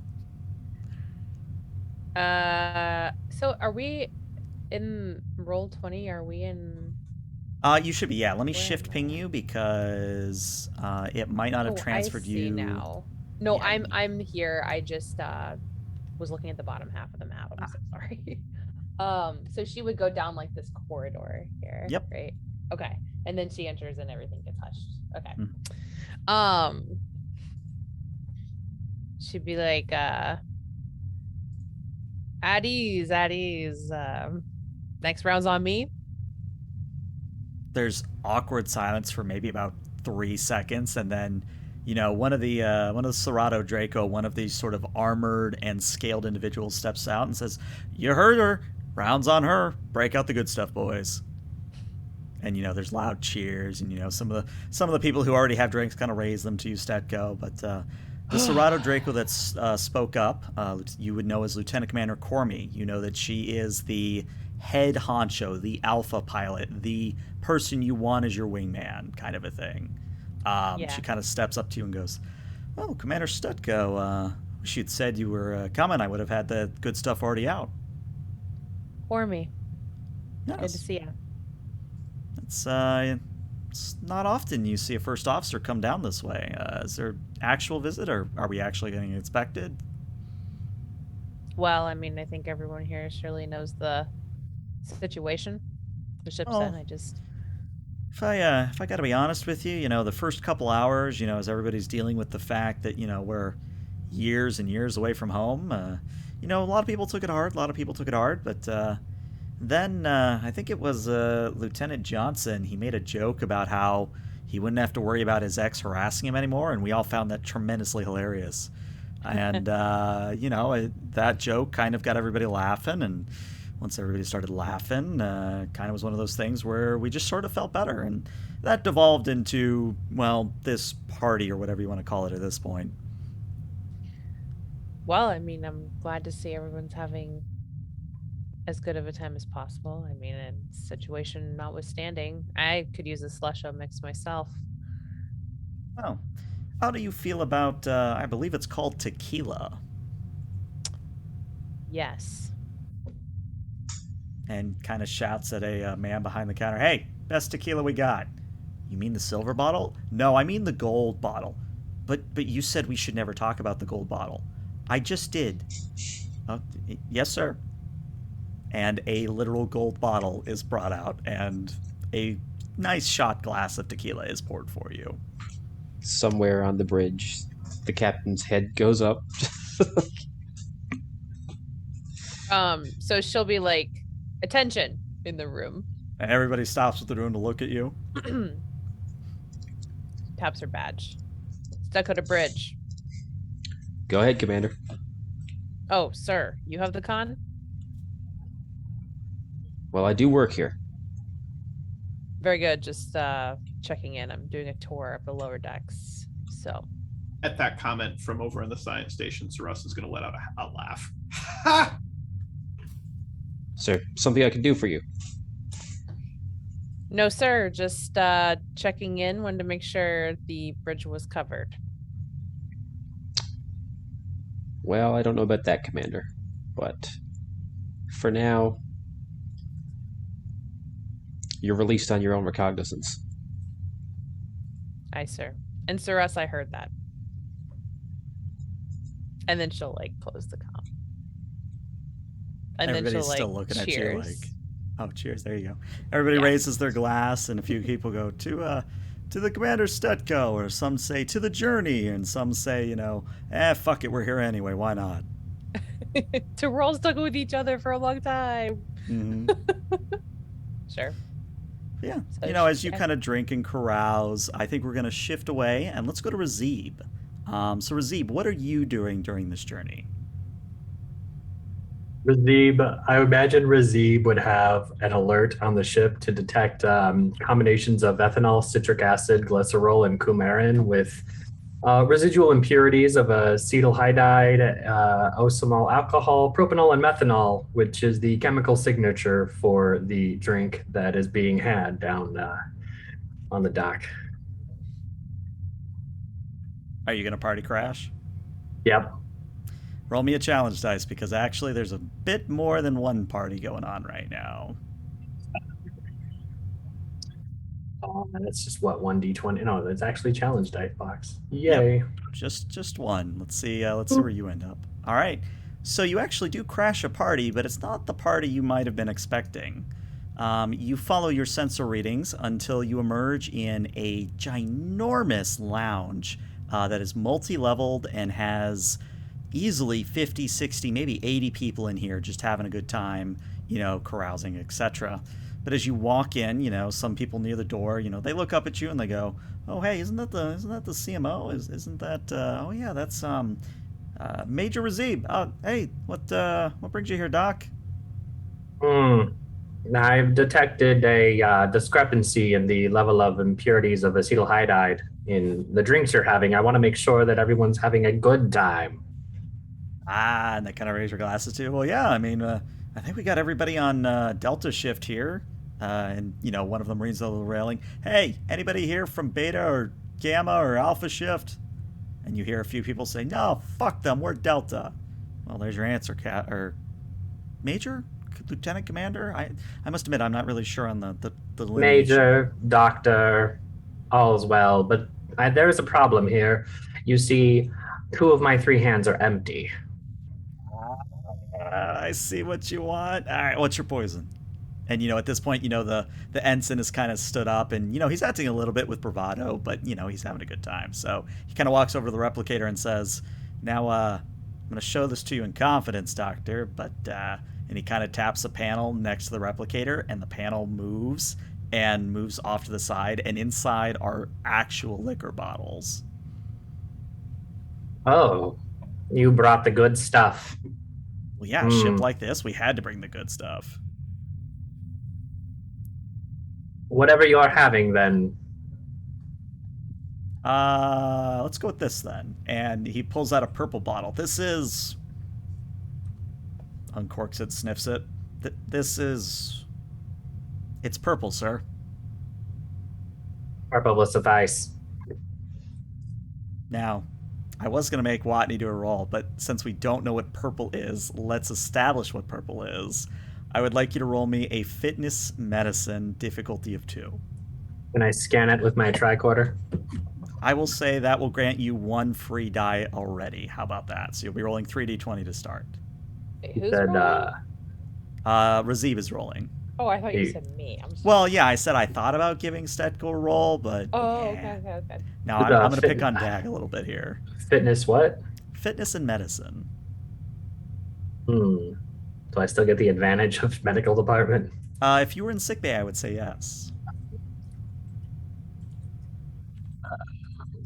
Yeah, difficulty not gonna- 2, and you are rolling 3 dice. You can buy more dice if you wish. You do have 6 momentum.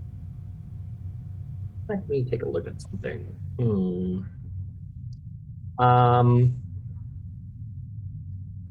I will give you how many dice do I get for 2 threat?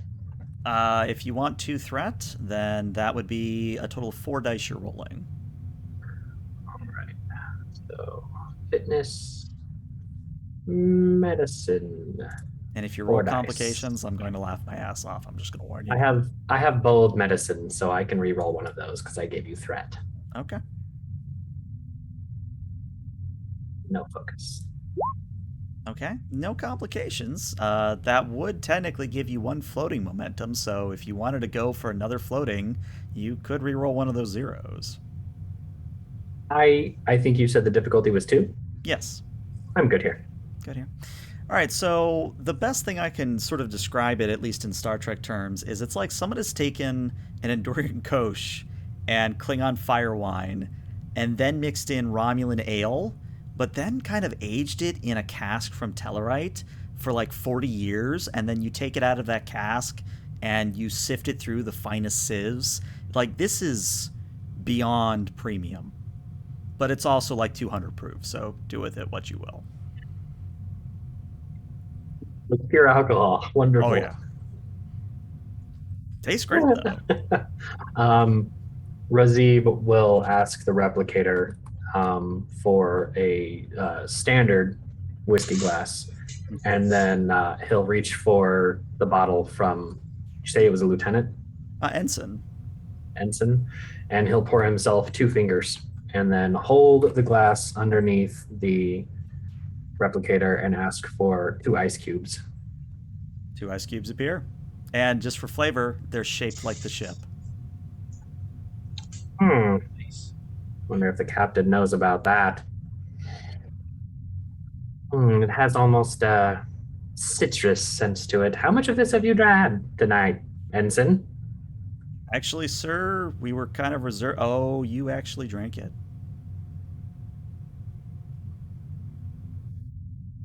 Well, you're not dying, so I can only assume it's good. Quite acerbic on the tongue. But it does have a nice aftertaste. Well done. May I be frank with you, sir? If your name is Frank, sure.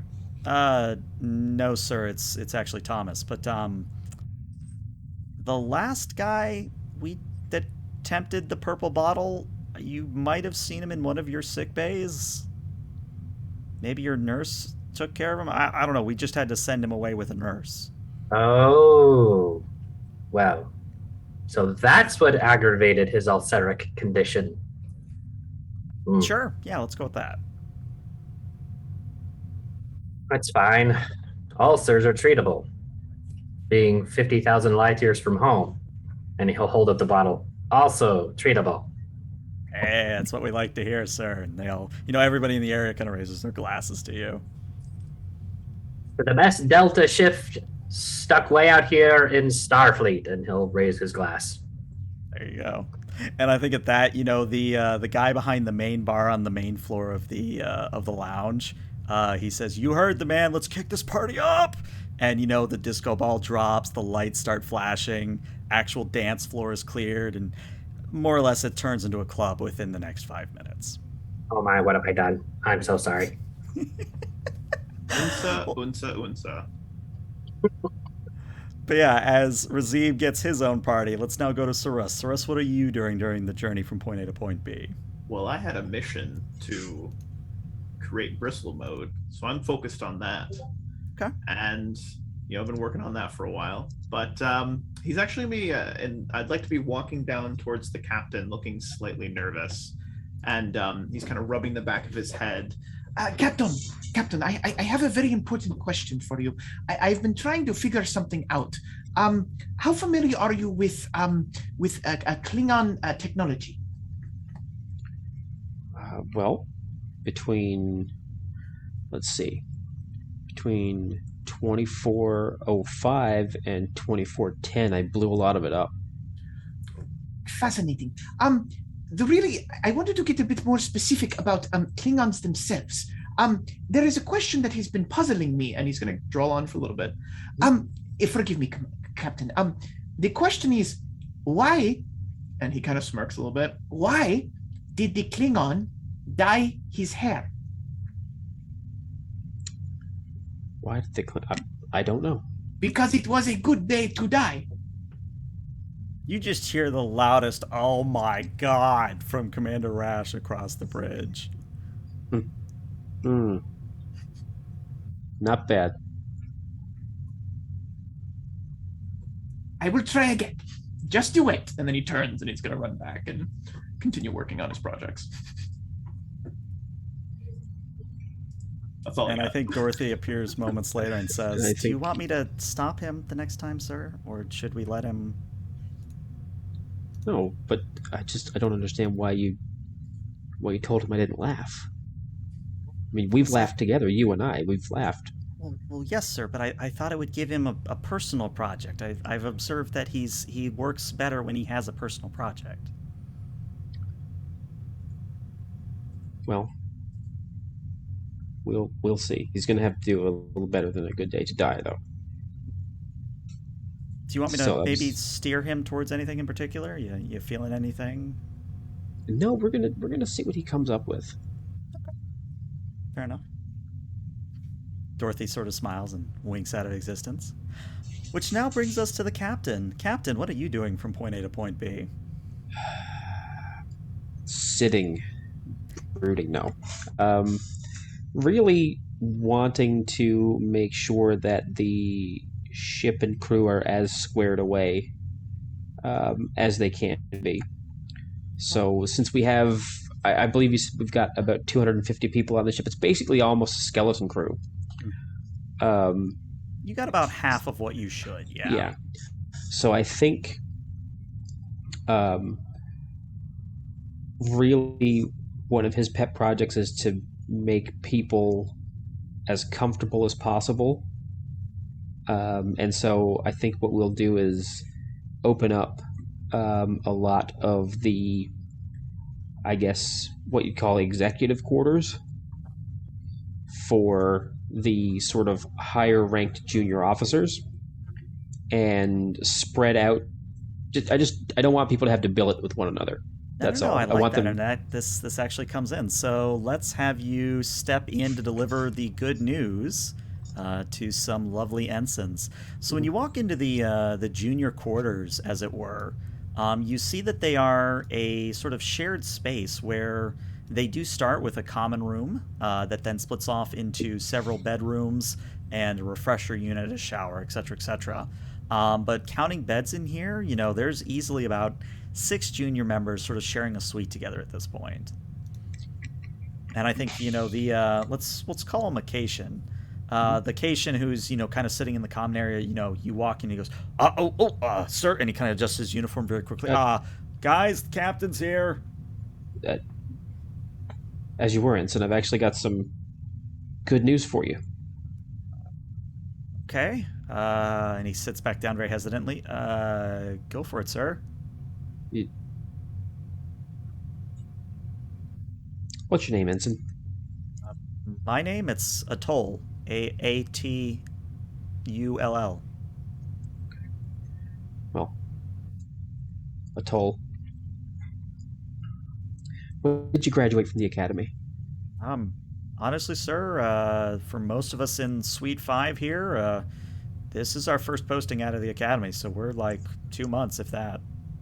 So when you're, it's a while ago for me, but I still remember getting out of the academy and thinking, yeah, it's going to be great. I'm going to get to go on a starship and explore the galaxy, and maybe one day I'll get my own room.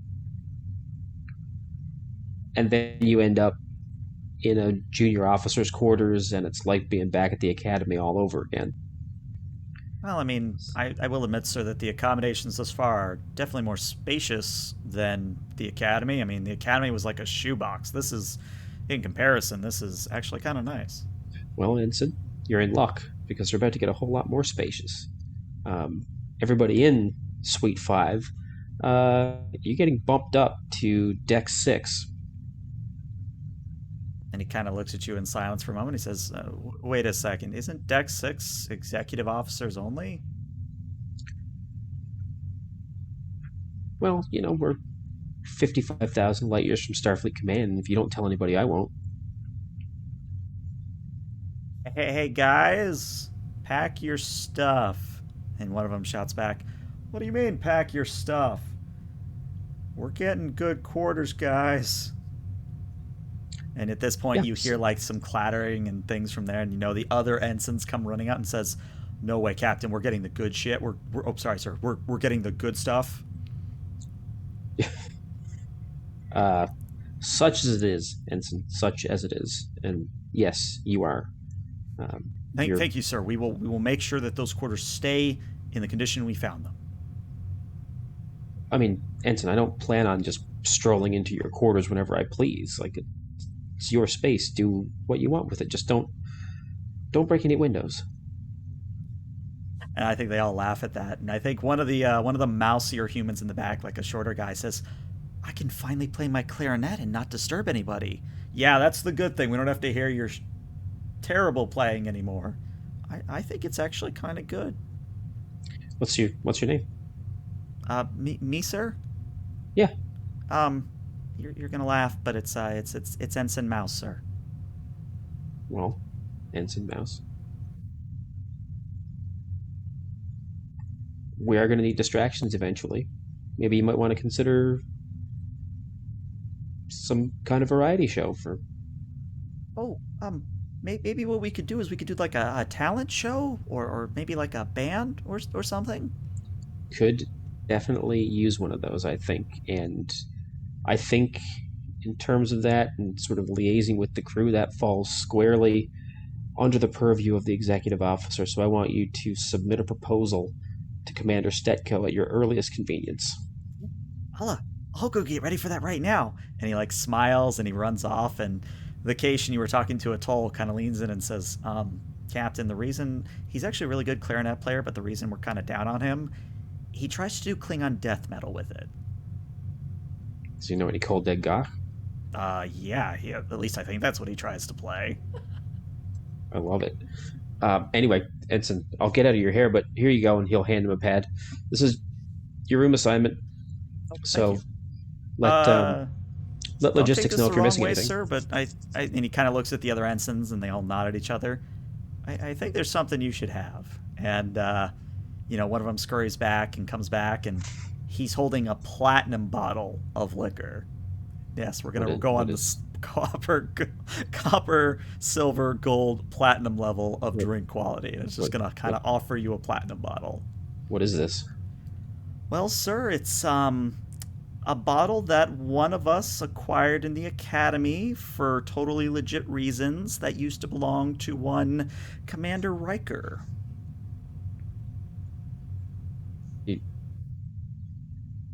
You mean Commander William Riker, that later Captain Riker, later Admiral Riker? I believe, well, the reason I said Commander, sir, was that's when he got the bottle in the first place. Is this? And I'm just going to look for the date on it. Is it 2365, perhaps? Oh, it is. Ensign. It is against regulation for me to receive gifts from my subordinates. However, I did not receive this bottle, nor did you give it to me. In fact, it never existed on the ship at all. Is that understood? What bottle, sir? Officer thinking. You're gonna do well. And as you step out of the quarters and everybody's in that good mood, that's when we have that little triumphant trumpet playing as the Euthenia flies to a new destination. But that's where we'll end tonight's session. Love it. So what did you guys think? I know we got a kind of lost in the weeds there with the whole time thing, but what did you guys think overall? Like, I know you guys had some really good theories that I kind of want you guys to repeat on stream because they were that good. What was the theories? I mean, I only know mine and partially Wolf's. Mine was these things, these black holes exist because they decide to, and oh yeah, and they continue to exist because they do. It's just it's like causality versus what's the you know what I'm talking about? Paracausality. Mm-hmm. Yeah, they are an effect that does not need a cause to exist. Correct. And therefore are completely beyond. Instead of I think therefore I am, it's thought exists therefore I do. So it's crazy. It's crazy. You could go down that rabbit hole and never come back out again if you wanted to.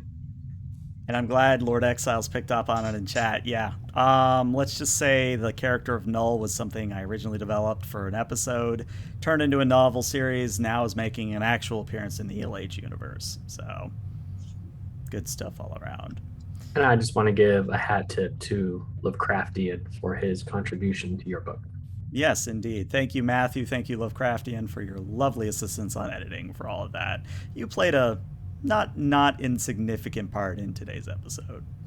That was really fun.